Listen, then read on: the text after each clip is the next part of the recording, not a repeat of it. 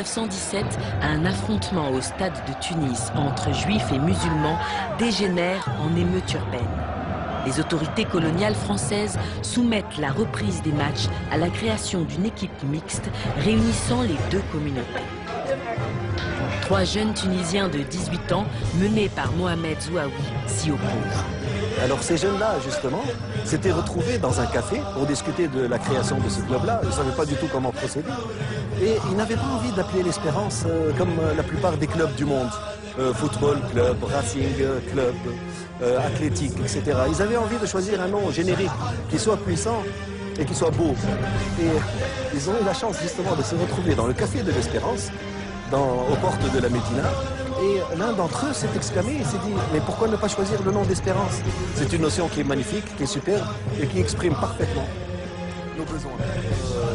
Il y a eu cette nécessité d'avoir un club purement musulman qui s'est manifesté et c'est de là qu'est née l'Espérance. Tout cela s'est déroulé dans un contexte de rivalité ethnique, religieuse. Tout le monde est devenu espérantiste parce que l'Espérance jouait ce jour-là contre le Stade Gaulois ou le Racing ou l'Italie ou qu'elle a enlevé un titre, etc.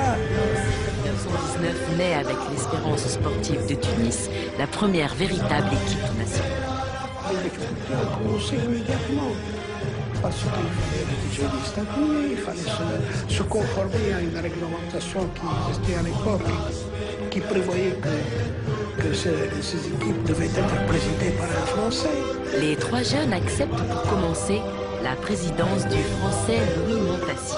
Mais 6 mois après l'agrément, ils s'en débarrassent au profit de l'avocat tunisien Mohamed Malki, puis du docteur Zouitel. Ainsi, au sein des clubs et associations sportives autorisées par les colons, les leaders indépendantistes trouvent un abri politique et un public conquis. Le ballon rond se retourne contre l'occupant.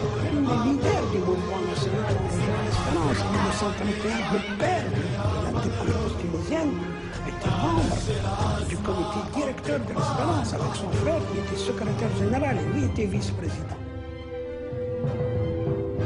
Si le président Bourguiba, le leader de l'indépendance, a éprouvé le besoin de s'intégrer à l'Espérance parce que qu'il avait déjà mesuré toute l'importance et tout que cela pouvait avoir pour le mouvement national de canaliser une association extrêmement populaire.